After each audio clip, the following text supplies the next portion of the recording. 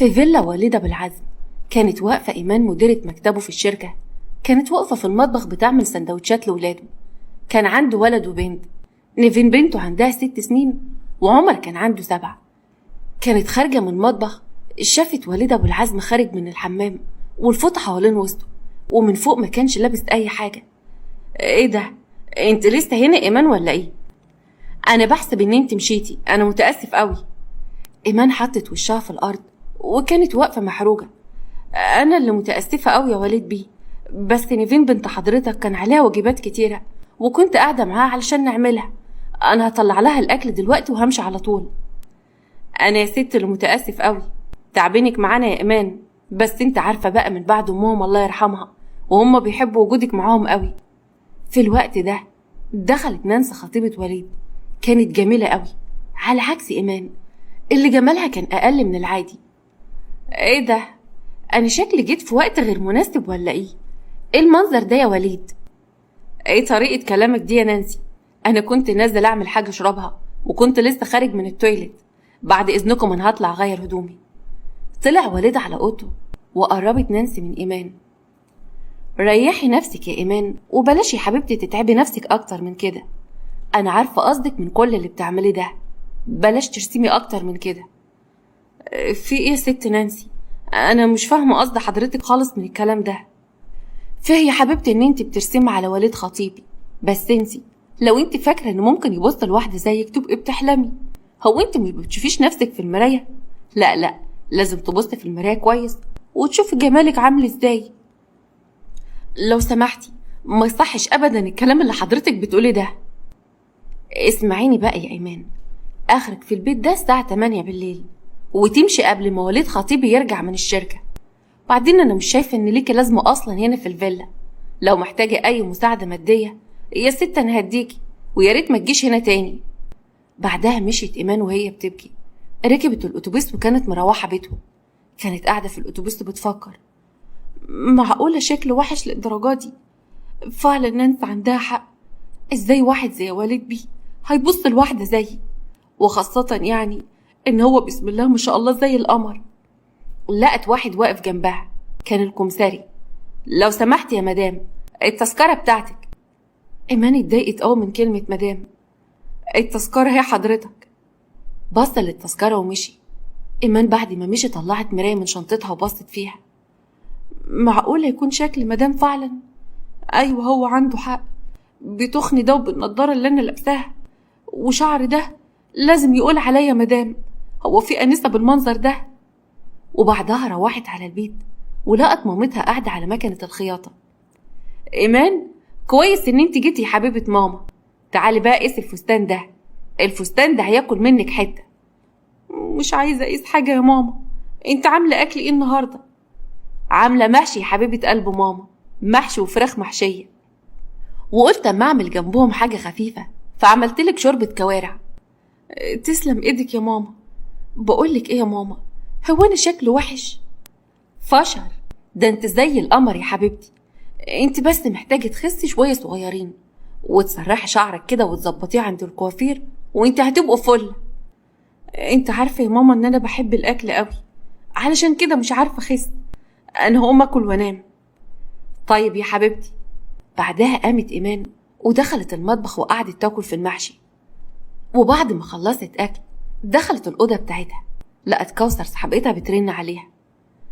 ايه يا بنتي، انت ناسيه ان في بينا ميعاد ولا ايه يا ست ايمان؟ فينك يا ايمان؟ مش قادره انزل يا كوثر، سيبيني في حالي، انا مخنوقه قوي، انا متضايقه قوي النهارده. مفيش اي اعذار، انا هقف استناكوا قدام البيت، تنزلي مفيش وقت خالص، انا عامله لك مفاجاه حلوه. اما في الفيلا دخلت نانسي اوضه نيفين. نيفين كانت بنوته صغيره وقاعده على السرير وقدامها الكرسي. ازيك يا نيفين، عامله ايه؟ بقالي نص ساعه موجوده هنا في الفيلا، وانت ليه يا حبيبتي مخرجتيش تسلمي عليا؟ معلش ما عنديش وقت يا طنط، عندي مذاكره كتير قوي مش فاضيه.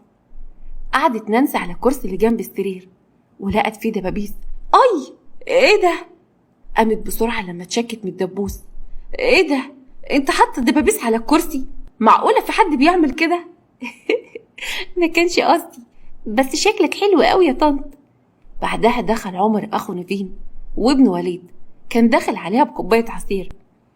ازيك يا طنط، عاملة ايه؟ أول ما شفتك داخلة هنا عند نيفين قلت بقى لما أجيبلك كوباية عصير تشربيها. اتفضلي. ميرسي يا عمر يا حبيبي. أول ما بدأت تشرب من العصير، يا ايه ده؟ انت حاطط فيها ملح ولا ايه؟ هو ليه طعمها عامل كده؟ شكلك حلو قوي يا طنط، شكلك جميل. والله ماشي، والله العظيم لا اقول لبابا على كل اللي انتوا بتعملوه ده.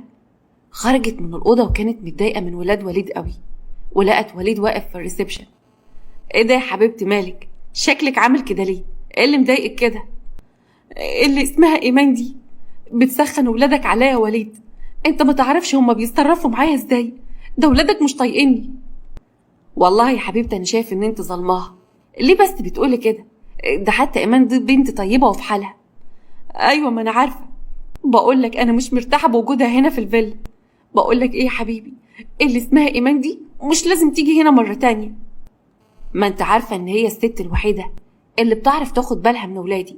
المهم انا عامل لك حته مفاجاه، ناوي اعمل عيد ميلادك هنا في الفيلا. ايه رايك؟ بجد يا وليد؟ تعرف ان انت فرحتيني قوي يا حبيبي، ربنا يخليك ليا وما يحرمنيش منك ابدا. انا كنت بس عايزه اغير عربيتي. ايه رايك ما بلاش نعمل عيد ميلاد وتكلفه ونغير العربيه على طول؟ انت تأمريني يا حبيبتي، اعمل لك كل اللي انت عايزاه. يلا بينا علشان نخرج بقى ونغير جو. يلا يا بيبي. وبعدها خرجوا هما الاتنين مع بعض. في نفس الوقت تقريبا ايمان راحت تقابل صاحبتها كوثر. كانوا هما الاتنين هيتقابلوا في كافيه شيك. كوثر صاحبتها كانت قاعده معاها. كويس ان انت جيتي في ميعادك يا استاذه. ايه رايك بقى؟ انا جايبالك عريس لازم يجي لمامتك بكره. ايه رايك بقى يا ايمان؟ يوه تاني يا كوثر، مش قلتلك مليون مره قبل كده ان انا يا ست مش عايزه عرسان؟ كل شويه جايباله عريس. هو انت يا بنت لسه شفتيه علشان تقولي لا؟ وبعدين انت لسه معشمه نفسك بالراجل اللي انت شغال عنده ده، يبقى انت اكيد بتهزري. مش انت بتقول ان خطب؟ هو انا يعني وحشه وما ينفعش اتجوز واحد زي وليد بيه؟ صعب ان هو يبص لي. لا يا حبيبتي انا مش قصدي ان انت وحشه، انت يعني محتاجه شويه تغييرات. ممكن تخسي شويه، تخلعي النضاره اللي انت لابساها، الالوان اللي انت بتلبسيها دي غيريها. ما ينفعش يا حبيبتي بنوته صغيره زيك تلبس الالوان دي خالص. وبعدها كوثر بصت وقالت عبد السميع معقوله؟ ايه الصدفه الحلوه دي؟ في الوقت ده ايمان بصت لقت واحد شاب واقف، بس كان شكله ملخبط شويه. مين عبد السميع ده يا كوثر؟ استني بس، ده هو ده الحريص اللي قلتلك عليه. عبد السميع قرب منه. ازيك يا انسه كوثي، عامله ايه؟ ايمان بصت له وهي مصدومه. كوثي؟ كوثر برقت لها. اسكت خالص دلوقتي يا ايمان، ما تتكلميش. اتفضل اقعد يا استاذ عبد السميع. اعرفك يا سيدي، دي صاحبه عمر ايمان، وده عبد السميع اللي انا كنت لسه بكلمك عنه دلوقتي. عبد السميع بصلها. فيصة حلوة قوي يا ايمان، ما تعيفيش. انا كان نفسي اتعيف عليكي قد ايه، كان نفسي اتعيف عليكي من زمان قوي. استاذه كوثي حكيت لي عليك كتير قوي. طيب بقولك ايه يا كوثر، انا همشي انا بقى دلوقتي، اصل انا ورايا مشوار مهم. حسابك معايا بعدين يا كوثر. وكانت ايمان قامت وقفت، شافت وليد ونانسي داخلين نفس الكافيه اللي هم قاعدين فيه، وقعدوا على الترابيزه اللي قدامهم. يا نهار ابيض، ده الاستاذ وليد جاي هنا مع نانسي خطيبته. كوثر قامت وقفت جنبها. فين وليد ده؟ ده انا نفسي اشوفه قوي، هو شكله عامل ازاي؟ بصت وراها وشافته. يا لهوي، هو ده وليد اللي انت شغاله عنده؟ لا ده ما يتسابش يا بنت، ده زي القمر. الله يخرب بيتك. لا انت تخليكي ورا القمر ده، اوعي تسيبيه. طيب يلا بينا بقى نمشي، انا مش هينفع اقعد هنا دقيقه واحده. وبعدها التليفون بتاعها رن، كان عمر ابن وليد اللي بيرن عليها. لما ردت عليه لقت ان صوته معيط. خير يا عمر يا حبيبي، في ايه؟ الحقينا بسرعه، نيفين اختي تعبانه قوي يا ايمان، عماله ارن على بابا ما بيردش، ارجوكي تعالي. بابا قدامي اهو يا حبيبي. حاضر انا جايه. وبعدها راحت عند الترابيزه اللي قاعد عليها وليد. اول ما شافها، ايمان ايه اللي جابك هنا؟ انت عرفت مكاننا ازاي؟ مش وقته خالص يا وليد بيه، نيفين بنت حضرتك تعبانة وعمالين يتصلوا بحضرتك وانت مش بترد، فاتصلوا بيا انا. معقولة؟ طيب يلا بينا. وبعدها قام بسرعة وقرب منهم عبد السميع. طيب من المفروض يعني اخد ميعاد علشان نتفق. ايمان بصت له وهي متغاظة منه قوي. اي كان انت كده على جنب دلوقتي؟ يوه الله يسامحك، عوجتلي كلام انت كمان. الكل راح على فيلا وليد. كانت نيفين طافية النور هي واخوها عمر. وليد دخل وكان ملهوف قوي على ولاده. اول ما شغل النور لقى احتفال وتورته. راح جنب نيفين. ايه ده؟ ينفع تعملوا فيا المقلب ده برضه يا ولاد؟ مين فيكم بقى اللي عمل الحاجات دي كلها؟ نانسي بصت له بغيظ. اكيد طبعا الست ايمان اللي عملت كده، ما انت عارف ان ولادك ما يعرفوش يعملوا كده لوحدهم، طبعا ما فيش غيرها. نيفين قربت من باباها وبسيته. كل سنة وانت طيب يا بابي، احنا عملنا الاحتفال ده عشان عيد ميلادك. بص وليد لإيمان. قالت له والله العظيم ما كنتش اعرف، ما اعرفش اي حاجة من اللي بتحصل هنا دي. نانسي بصت لها بغيظ. ايوه فعلا صدفة، كل اللي حصل ده صدفة، حتى ان انت تكوني موجودة معانا في نفس الكافيه كان صدفة برضو. قربت نيفين وحضنت باباها. يلا بينا يا بابي علشان نطفي الشمع، تعالي جنبينا يا ايمان. فضلوا واقفين وعمالين يتصوروا، ونانسي كانت واقفة بعيد، كانت واقفة بتاكل نفسها من الغيظ. بعد عيد الميلاد نانسي بصت لإيمان. أنا بقول إن خلاص بقى يا إيمان، المفروض إن انت تروحي، الوقت اتأخر قوي، ما ينفعش تفضلي هنا أكتر من كده. نيفين مسكت إيد باباها. بابي الوقت اتأخر وإيمان مش هينفع تروح لوحدها، يا ريت توصلها يا بابي.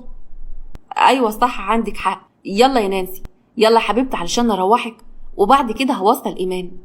وبعدها مشي هما التلاتة في العربية بتاعت وليد. وليد ونانسي كانوا قاعدين قدام وإيمان كانت قاعدة ورا. بفكر حضرتك بالسفر بكرة إن شاء الله يا وليد بيه، يا ريت حضرتك ما تتأخرش على ميعاد الطيارة، وأوعدك إن أنا هخلي بالي من الأولاد. نانسي بصت لها بكل غرور. متشكرين قوي، كفاية عليكي شغل الشركة، أنا من بكرة هروح الفيلا وهخلي بالي من الأولاد، مستغنيين عن خدماتك في الفيلا. اللي يريح حضرتك اعمليه بعد إذنكم. وبعدها نزلت إيمان من العربية. وليد بص لنانسي.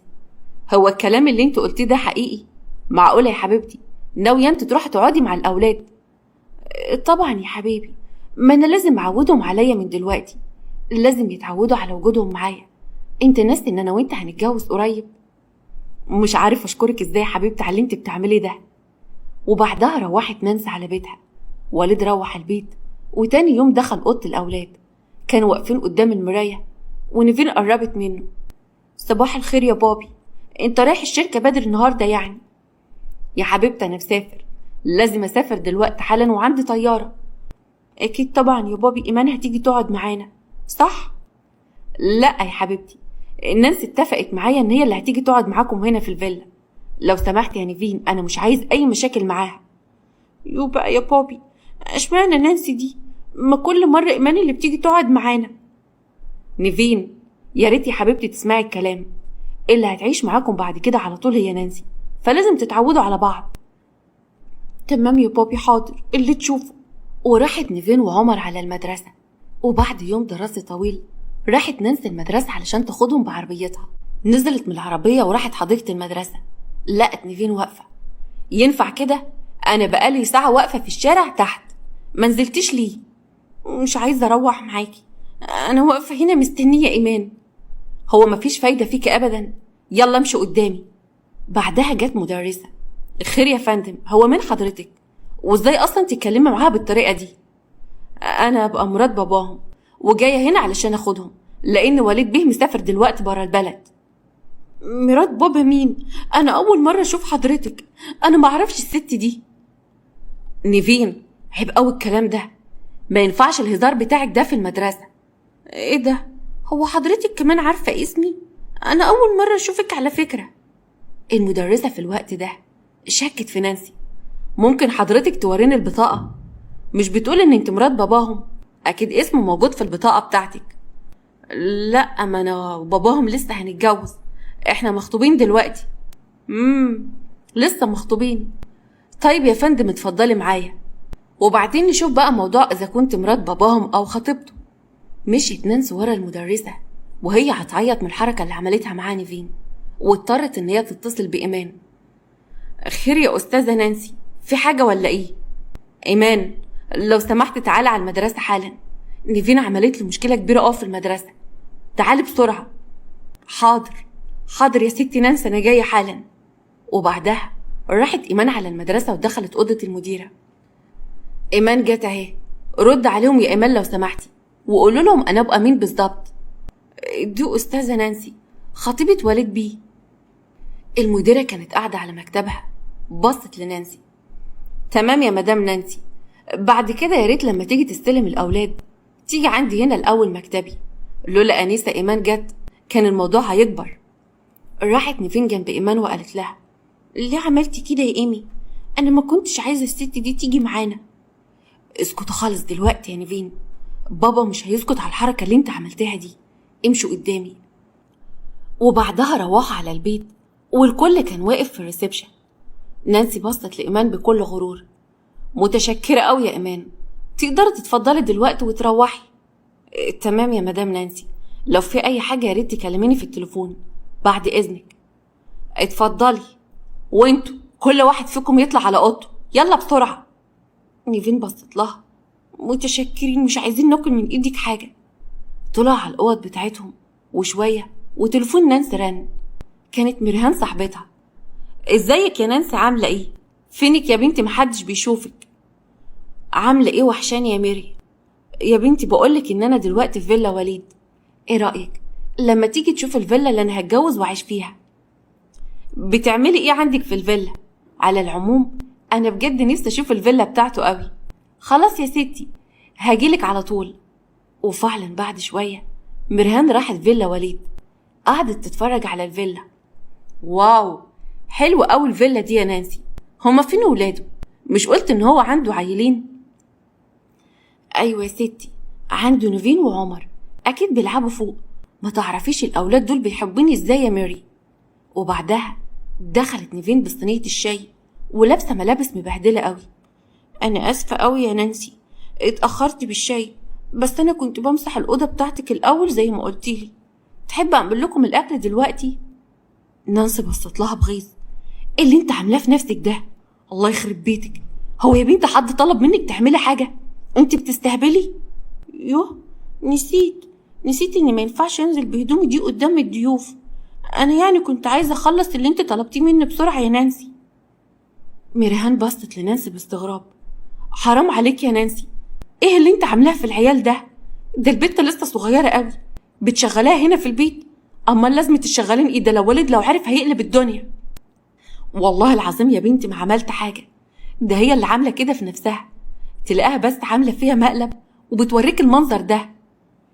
حرام عليك يا نانسي، انا ما كنتش متخيلة ان انت بالقسوة دي. طفلة صغيرة هتفهم الكلام ده منين؟ بقولك ايه، لو فضلت تعملها بالطريقة دي انا هتصل بوالده وهعرفه كل حاجة.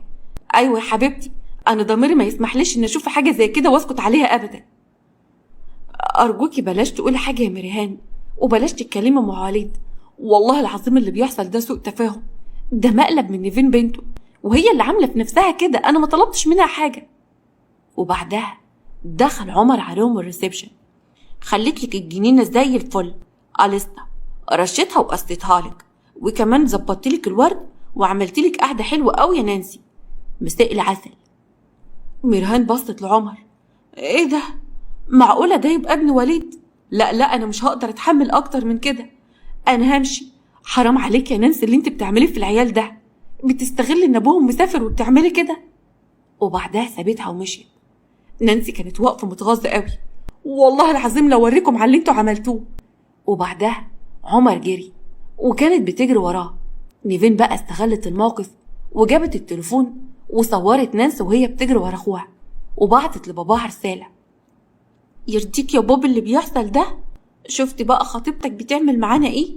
بتجري ورا عمر وبتقول له والله ما هسيبك، انا خايفة قوي على عمر يا بابي. وليد مسك التليفون بتاعه بعد ما شاف الرسالة واتصل على نانسي، لكن نانسي ما كانتش بترد، التليفون ما كانش معاها. بعد كده كلم إيمان. ألو، أيوة يا إيمان. خير يا مستر وليد، في حاجة؟ لو سمحت يا إيمان، ممكن تروح الفيلا دلوقتي للأولاد؟ أنا عايزك تقعدي معاهم لغاية ما أرجع من السفر. حاضر يا مستر. هو في حاجة حصلت ولا إيه؟ هفهمك كل حاجة بعدين، أنا عندي شغل دلوقتي. أرجوك يا إيمان لازم تروح وتخلي بالك من الأولاد كويس. وبعدها إيمان دخلت أوضتها ولبست وراحت على الفيلا. كانت نانسي قاعدة في الحديقة. أول ما شافت إيمان جاية: إيه ده؟ إيه اللي جابك هنا؟ مش أنا قلتلك إن أنت مكانك في الشركة وبس، وقلتلك إن أنت متجيش هنا مرة تانية؟ أنا بعتذر لحضرتك يا مدام نانسي، بس وليد بيه هو اللي اتصل بيا وقال لي إن أجي هنا وأقعد مع الأولاد لغاية ما يرجع من السفر. لا والله. طيب كويس قوي، أنا بقى هشوف الكلام ده معاه. وبعدها طلعت إيمان واتصلت نانسي بوليد. ممكن أفهم يا وليد إيه اللي بيحصل هنا بالظبط؟ اللي اسمها إيمان دي أنت إزاي تتصل بيها وتخليها تيجي هنا؟ نانسي، أنت مش عارفة تتفاهمي مع الأولاد. خلاص سيباها، هي بتعرف تتصرف معاهم، والأولاد كمان بيحبوها وبيرتاحوا لها. لو سمحتي ما تعمليش أي مشاكل مع الأولاد لغاية ما أرجع. هو ده الحل بالنسبة لك يا وليد؟ عامة براحتك، أنت ما تعرفش ولادك عملوا فيا إيه.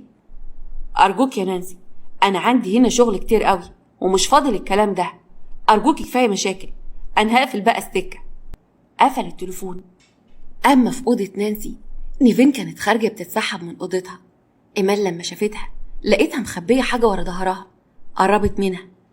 كنت بتعملي إيه في الأوضة؟ وإيه اللي مخبياه ورا ظهرك ده يا نيفين؟ نيفو، قوليلي الصراحة. أنا ما عملتش حاجة، أنا بس جعانة، ممكن تنزلي تعملي لي أكل يا إيمان؟ مش قبل ما تقولي كنت بتعملي إيه في الأوضة دي وتوريني إيه اللي مخبياه ورا ظهرك. نيفين طلعت المقص. خد يا ستي. إيه ده؟ هو أنت كنت في الأوضة بتعملي إيه بالمقص ده؟ ومين أصلا اللي جابهولك؟ مفيش يا ستي، الفستان بتاعها فتحته لها شوية من ورا وبعدين قصيته شوية من تحت. يا لهوي، إيه اللي أنت عملتيه ده؟ ينفع كده يا نيفين؟ طيب اتفضلي دلوقتي على أوضتك. بعدها طلعت نانسي على أوضتها علشان تلبس الفستان وتخرج بيه. بعد ما لبسته خرجت من الأوضة وهو مقطوع. انت يا إيمان، انت يا زفت اللي اسمك إيمان، خدي هنا. مين اللي عمل كده في الفستان بتاعي؟ أكيد انت طبعا اللي حاولت تلبسيه فباظ واتقطع. ما واحدة تخينة زيك ازاي هتدخل في فستان زي ده؟ أنا متأسفة أوي يا ست هانم، أنا كنت فاكرة إن هو من لبس مامة نيفين الله يرحمها فحاولت ألبسه. والله؟ طيب أنا بقى هتصرف معاكي. وبعدها طلعت الشغالة. أستاذ ممدوح مسؤول الإعلانات اللي حضرتك مستنياه مدام نيفين موجود تحت ومنتظر حضرتك. طيب قولوا له دقيقة واحدة غير هدوم وانزل على طول. وقبل ما تنزل نانسي، نيفين نزلت تحت في الريسبشن وشغلت الشاشة اللي كانت بتشتغل على الكاميرا اللي في أوضته. في نفس الوقت نانسي كانت بتغير ملابسها في الأوضة، وممدوح شاف نانسي وهي واقفة بتتكلم ومتغاظة قوي. ماشي، أنا أصلا عمري ما حبيت الأولاد دول. ماشي يا نيفين والله لو وريكي. أول ما نزلت تحت: أنا متأسفة قوي يا أستاذ ممدوح على التأخير، أنا بس كنت بظبط نفسي عشان التصوير اللي هنعمله. أنا اللي كنت عايزة أقولك إن مفيش أي إعلانات جديدة هتتعمل لغاية ما الأستاذ وليد يرجع من السفر يا مدام. ليه بس؟ ده كده الشغل هيتعطل، وبعدين ما أنا جاهزة أهو، إحنا ممكن نصور دلوقتي. مش هينفع، أنا عندي كلام مهم لازم أقوله للوليد بيه لما يرجع. ونصيحة مني، بلاش بعد كده تبقى تغيري في أوضة الأطفال، أصلهم مركبين فيها كاميرا والكاميرا متوصلة بالشاشة دي. نانسي بصت للشاشة، يا خبر أبيض. وبعدها مشي ممدوح. جت نيفين وقربت منها. نانسي بصت لنيفين بغيظ: انت ازاي تعملي كده فيا؟ مين اللي علمك تعملي الحركات دي؟ معقولة عيلة صغيرة زيك تعمل فيا أنا الحركات دي؟ أيوة احنا بنعمل كده عشان مش بنحبك يا نانسي، ومش عايزينك معانا، ومش عايزينك تتجوزي بابا. هو أنا عملتلك ايه طيب؟ أعمل ايه بس علشان خاطر تحبيني؟ ابعد عن بابي، انت مش بتحبوا بابي ولا احنا كمان بنحبك. أنا ما بحبش وليد. مين يا بنت اللي قالك الكلام ده؟ طبعا تلاقيها الزفتة اللي اسمها إيمان هي اللي فهمتك كده، وهي اللي خلتك تعملي كده وتشغلي الكاميرا وقت ما كنت بغير، صح؟ أنا محدش قال حاجة، بس احنا مش بنحبك وبنحب إيمان. إن ما وريتك يا إيمان؟ طيب أنا هرن على وليد دلوقتي وهقوله على كل اللي بيحصل. أما في أوضة نيفين كانت قاعدة هي وإيمان. على فكرة يا نيفين، ما ينفعش اللي انت عملتيه في نانسي ده خالص. انت بعد كده مش هتخلينا اقعد معاكم هنا في الفيلا. ليه بس يا إيمان ما تقوليش كده؟ ده أنا معاكي بحس إن ماما هي اللي موجودة معانا، بحس بحنانك زي حنان ماما الله يرحمها. طيب يبقى مالكيش دعوة باللي اسمها نانسي ده خالص لغاية بابا ما يرجع. أرجوك ما تعمليش معاها مشاكل تاني. ماشي يا إيمان، مش هتكلم معاها تاني، بس اوعي انت تمشي من هنا. أرجوكي ما تسيبيناش معاها لوحدنا. خلاص يا حبيبتي ما تقلقيش، أنا معاكي، بس أنا كمان مش عايزة أي مشاكل خالص. بعد كده دخلت عليهم نانسي الأوضة. ما تعمليش نفسك الحنينة قوي يا ست إيمان، وعلى فكرة لما وليد يرجع من السفر هخليكي تمشي من هنا، وخليه كمان يرفدك من الشركة يا بيئة. أنا بيئة يا ست نانسي؟ الله يسامحك برضو، اسم الأستاذة نانسي، بلاش تنسي نفسك. وبترن نانسي على وليد. ألو؟ أيوة يا وليد يا حبيبي. أيوة يا نانسي، في إيه؟ شفت ولادك يا حبيبي بيغلطوا فيا. خلاص يا نانسي أنا قربت أرجع خلاص، مش عايز أي مشاكل أرجوكي. طيب يا حبيبي أسيبك لشغلك دلوقتي. قفلت وبصت لإيمان. اعملي حسابك هو هيرجع وانت هتمشي، ما بقالكيش مكان لا هنا ولا في الشركة. احنا خلاص يا حبيبتي مش محتاجين خدامين. نيفين بصت لها بغيظ. على فكرة إيمان مش خدامة، احنا بنحب إيمان كأنها قريبتنا. إيمان بصت لنانسي بكل غيظ. أنا مش هرد على كلامك اللي انت قلتيه ده. حاضر، إن موريتك بقى يا أم نضارة قعر كوباية ما بقاش أنا نانسي. وبقى يا حبيبتي بص لنفسك في المراية بعد كده. تاني يوم وليد جه من السفر. نانسي طلعت تجري عليه وقعدت تتدلع عليه وتحضنه. الحمد لله على السلامة يا بيبي، كده يا وليد تتأخر عليا بالشكل ده؟ يا حبيبي ده أنا بجد كنت متضايقة أوي وانت غايبة عني. إيمان كانت واقفة من بعيد وكان نفسها تجيبها من شعرها عشان المياسة اللي بتعملها مع وليد. الله يسلمك يا حبيبتي، هو انت لسه ما روحتيش؟ قاعدة هنا من ساعة أنا ما سافرت. ما قدرتش يا حبيبي أروح واسيب نيفين وعمر لوحدهم. إيمان قربت من وليد. حمد لله على سلامتك يا وليد بيه. الله يسلمك يا إيمان، معلش بقى جبتك هنا وبالليل ومتأخر، أنا متأسف قوي، دايما كده بنشغلك معانا. ولا يهمك يا بيه، نيفين وعمر دول حبايبي. ما أنا عارف، هما كمان الأولاد بيحبوك قوي. نانسي بصت لإيمان. مش خلاص يا حبيبتي اطمنتي ان وليد بيه جه؟ خلاص الأولاد خلاص ما عادوش محتاجينك. أعتقد ان انت بقى تمشي من هنا، مالكيش مكان هنا تاني. وليد بص لنانسي باستغراب. في ايه بس يا نانسي؟ بلاش طريقتك مع إيمان دي. مش شايف يا بيبي بتكلمك بسهوكة ازاي؟ البنت دي شايفة نفسها زيادة عن اللزوم، وبعدين ما تدوهاش أكتر من حجمها. نانسي، إيمان بالنسبة لي زي أختي، مش مجرد موظفة عندنا في الشركة. إيمان كانت واقفة وزعلانة قوي لما قال إن هي زي أخته، بس ما اتكلمتش. نيفين كانت واقفة وبتسمع صوت باباها ونزلت تجري عليه. الحمد لله على السلامة يا بابي، وحشتيني قوي، اتأخرت لي كده يا بابي. وليد قرب منها وحضنها. الله يسلمك يا نيفو يا حبيبتي، على فكرة أنا جبتلك كل الهدايا اللي طلبتها مني. عمر كمان جه من بعيد وسلم على باباه. وحشتيني قوي يا بابا. وانت كمان يا عمر، يلا هات بوسة. نانسي بصت له. على فكرة أنا زعلانة من عمر قوي يا وليد. ليه بس يا حبيبتي؟ عمر ابن زعلك في ايه؟ عمر ابنك يا حبيبي بيعلي صوته عليا وبيقول لي كمان ان انت ودنك تقيلة، ده غير بقى المقالب السخيفة اللي عملها فيا وانت مش هنا. ليه كده بس يا عمر؟ مش غلط تعمل في طنطي مقالب؟ يا بابا هي اللي مستفزة وبتزعل إيمان. صح الكلام ده يا نانسي؟ انت كنت بتزعلي إيمان؟ ده انا اللي متصل بها وقلت لها تيجي تقعد مع الأولاد. ايه ده يا وليدي يا حبيبي؟ انت هتصدق برضو كلام عمر؟ ده لسه عيل صغير ومش عارف حاجة. وبعدين انت تفتكر ان انا ممكن انزل بمستوايا لمستوى واحدة زي إيمان دي واحط راسي براسها؟ إيمان كانت واقفة زعلانة قوي. انا مش هرد عليك علشان وليد بيه. لا وكمان عايزة ترد عليا؟ انت يا بنت هتنسي نفسك ولا ايه؟ انت ما تعرفيش انا مين وانت مين؟ وليد بص لنانسي بغيظ. خلاص بقى، ممكن تسكتي شويه يا نانسي؟ ايمان بصت لوليد. طيب يا بيه، ممكن حضرتك ترجع تستريح دلوقتي من السفر؟ وانت يا حبيبتي كنت مراته وانا معرفش عشان تطلبوا منه يطلع يستريح؟ مالك انت، يطلع ولا ما يطلعش؟ ايه اللي دخلك؟ هي ما تقصدش حاجه يا نانسي. بقولك ايه يا وليد، يانا يا البنت دي في البيت هنا وكمان في الشركه. نانسي، انت عارفه ان الاولاد بيحبوها، وايمان مش هينفع تمشي، والاولاد عايزينها هنا تجيلهم على طول. يبقى انا اللي همشي يا وليد، ودي حبيبه دبلتك اهي. استني بس يا حبيبتي، اهدي وانا همشيها دلوقتي.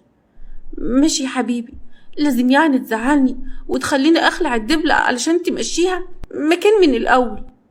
خلاص بقى، بقولك ايه يا امان، تقدري تتفضلي دلوقتي. ايوه يا حبيبتي، ويا ريت ما تجيش هنا مره تانية ولا حتى في الشركه، مش عايزينك، استغنينا عن خدماتك. ايمان كانت واقفه ودموعها في عينيها ومش مصدقه ان وليد استغنى عنها بالسهوله دي. حاضر يا وليد بيه، عن اذنك. ومشيت ايمان. نيفين كانت واقفه متضايقه قوي. ليه كده يا بابي؟ على فكره ايمان بتحبك وبتحبنا. نانسي بصت لنيفين.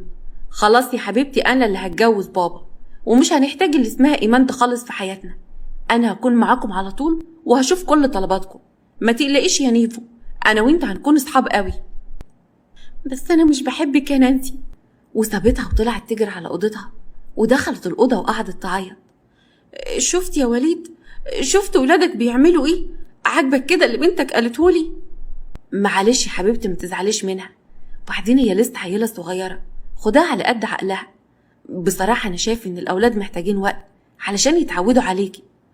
حاضر يا حبيبي، انا علشانك اتحمل اي حاجه، وعلشان بقى الهديه اللي انت وعدتني بيها، ولا انت نسيت؟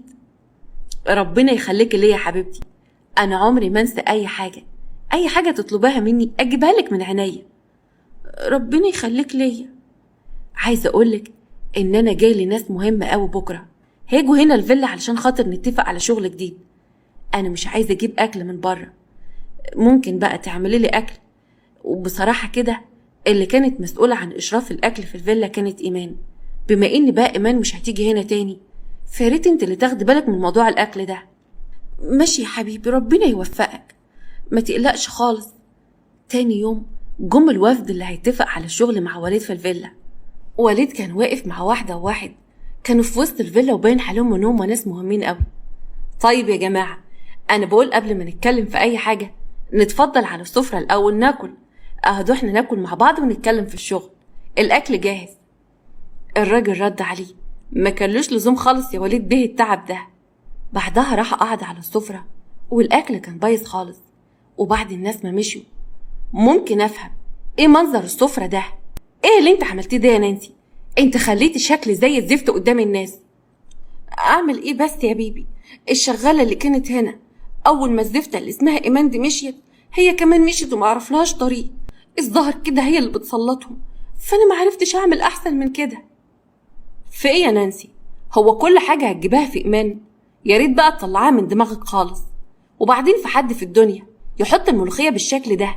والفراخ كمان ما كانتش مستويه، امال هتكوني مسؤوله عن بيت واطفال ازاي؟ ما هو انا يا حبيبي هجيب هنا شغاله وسفراجي، وبعدين هخلي لك كل حاجه زي الفل. نانسي، انت مش عارفه تعملي اي حاجه، مش عارفه حتى تقربي من ولادي، ومش عارفه تعملي اكل، واحرجتني كمان قدام الضيوف بتاعي. كل حاجه كانت بايظه، انا بجد مكسوف منهم قوي. طيب يا بيبو، ممكن بس تهدى اعصابك؟ انا هبعت اجيب اكل من بره علشان نتغدى. يا ست انا مش عايزه اكل، سيبيني في حالي بس دلوقتي، انا مش عارفه اعتذر للناس اللي كانت هنا دي ازاي. وبعد شويه الاكل جه من بره، ونانسي طلعت عند وليد ودخلت اوضته من غير حتى ما تخبط. وليد كان نام على السرير وما كانش لابس تيشيرت. اول ما دخلت عليه الاوضه قام فز من على السرير واتخض. في ايه يا بنتي؟ ايه اللي دخلك هنا؟ في ايه بس يا بيبي؟ هو انت لسه زعلان مني ولا ايه؟ حقك عليا، اوعدك ان انا هتعلم كل حاجه علشان خاطرك انت. انا مش قصدي على كده، ومش المفروض ان انت تخبطي على الباب الاول. ازاي تدخلي الاوضه كده من غير ما تخبطي عليها؟ واصلا وجودك هنا في الفيلا ما ينفعش. ما تنسيش ان احنا لسه مخطوبين، احنا لسه ما اتجوزناش. كده برضو؟ امال بقى كنت بتجيب الزفته اللي اسمها ايمان هنا الفيلا ازاي؟ وبعدين هي ما كانتش قريبتك ولا حاجه، وكنت واخد الموضوع عادي. بس ايمان عمرها ما طلعت الاوضه بتاعتي، عمرها ما دخلت اوضتي من غير ما تستأذن. في ايه بس يا بيبي؟ مش انت برضو خطيبي وهنكون متجوزين قريب؟ مالك كده مكبر الموضوع؟ اديكوا قلت يا ست هانم ان انا وانت لسه مخطوبين، يعني ما ينفعش تشوفيني بالمنظر ده. وبعدين انا بحب اخد راحتي في اوضتي، لما ابقى متجوزك ابقى ادخلي براحتك. نانسي قربت منه بجرأة، كانت بتقرب زيادة عن اللزوم. انت مكسوف مني ولا ايه يا بيبي؟ في ايه بس يا نانسي؟ ابعدي شوية لو سمحتي. نانسي قربت وبصته من خده. ايه طيب، البس يا حبيبي وتعالى علشان الاكل جاهز تحت. حاضر، انزلي انت بس دلوقتي وانا هلبس وجاي. ما تتأخرش يا حبيبي. ما قلتلك حاضر، اتفضلي انزلي. ونزلت نانسي لتحت. وليد كان قاعد على السرير وبيكلم نفسه. ايه الجرأة اللي هي فيها دي؟ معقولة هي دي الست اللي انا اخترتها؟ الظاهر كده ان انا اخترت غلط فعلا. في الوقت ده نيفين كانت واقفة بره وبتخبط على الباب.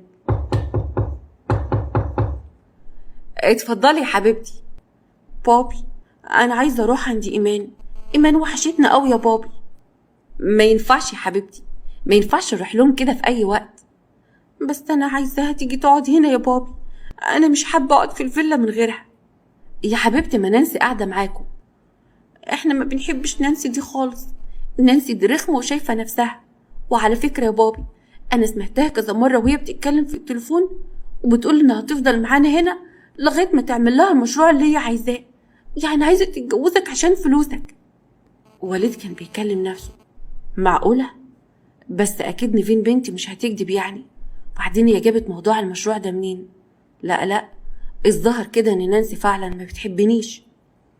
مش عيب يا حبيبتي ان احنا نغلط في الاكبر مننا، وعيب كمان ان انت تنقلي الكلام اللي سمعتيه. انا اسفه قوي يا بابي، انت ما شفتش ايمان لما كانت ماشيه بتعيط؟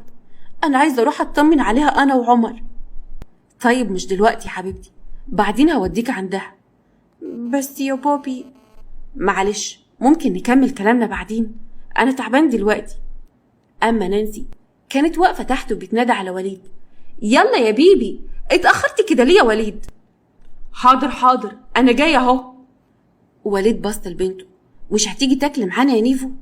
ماليش نفسي يا بابي. ليه بس يا حبيبتي؟ انت كده هتزعلي بابي منك. مش عايزه اكل يا بابي، مش عايزه خالص. وليد بيعدي على عمر. يلا يا عمر، يلا يا حبيبي علشان تاكل معانا. عمر قال له حاضر يا بابا، ونزلوا علشان يتغدوا تحت. نانسي كانت قاعده على السفره. حبايبي انتوا جيتوا؟ انا كنت هزعل منكم قوي لو ما جيتوش عشان كلنا ناكل مع بعض. عمر بص له ومتضايق منها قوي. ما تزعلي ولا تتفلقي. وليد بص لابنه. عمر، ايه الكلام اللي انت بتقوله ده؟ حاضر يا بابا. خلاص يا حبيبي ما تزعلش منهم، ولادك دول حبايبي، هما مهما كانوا دول اولاد صغيرين ومش عارفين بيقولوا ايه. نيفين كانت قاعده على الكرسي بتكلم نفسها. اف، اما الست دي رخمه قوي، يا ساتر يا رب تمشي من هنا بقى. وليد بص لولاده. شايفين نانسي بتحبكم ازاي يا ولاد؟ ايوه فعلا يا بابا بتحبنا. طيب يلا يا حبايبي دوقوا الاكل، انا عملته لكم بايديا. وليد قال لها ده شكله يجنن. بألف هنا يا حبيبي. اما نيفين اول ما دقت الاكل، ايه اللي انت عاملاه ده؟ وليد بص لها. ماله الاكل يا نيفين يا حبيبتي؟ اول ما داق الاكل لقاه حادق جدا. نانسي بصت له بعد ما داق الاكل. هاي يا حبيبي، ايه رايك بقى في الاكل؟ انا صحيح جبت اكل من بره، بس عملت حاجات بسيطه كده على ذوقي. الشوربه دي انا اللي عاملاها بايديا، ايه رايك فيها؟ وليد كتم ضحكته. تحفه يا حبيبتي تحفه. بابي، الكدب حرام على فكره، قول لها الحقيقه، قول لها ان الشوربه بتاعتها وحشه قوي. في ايه بس الاكل؟ مالكم يا ولاد؟ هو اي حاجه بعملها مش بتعجبكم؟ انت شكلك حطيتي كيس الملح كله يا طنط، وكمان الاكل بتاعك شايط ووحش. شفت ولادك بيعملوا معايا ايه؟ فينك يا إيمان؟ لو كنت هنا كنت عملت لنا كل الأكل اللي بنحبه.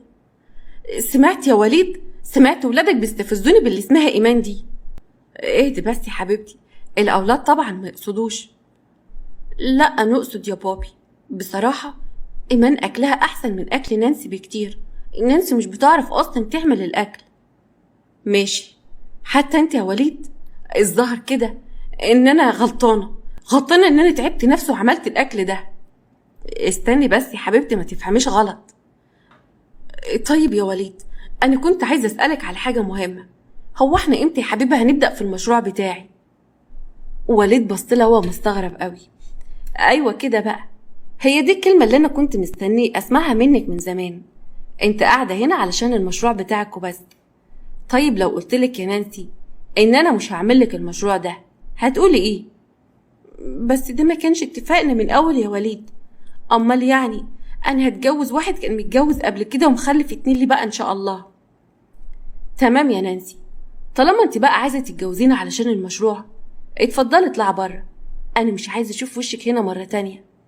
كده برضه يا وليد أحب أقولك إن أنت هتندم على كلامك ده، وهتيجي بعد كده تترجاني إن أنا أرجع لك من تاني. وقامت نانسي وهي متغاظة وهي ماشية اتكعبلت في السجادة وقعت على وشها. عمر ونيفين قعدوا يضحكوا على منظرها.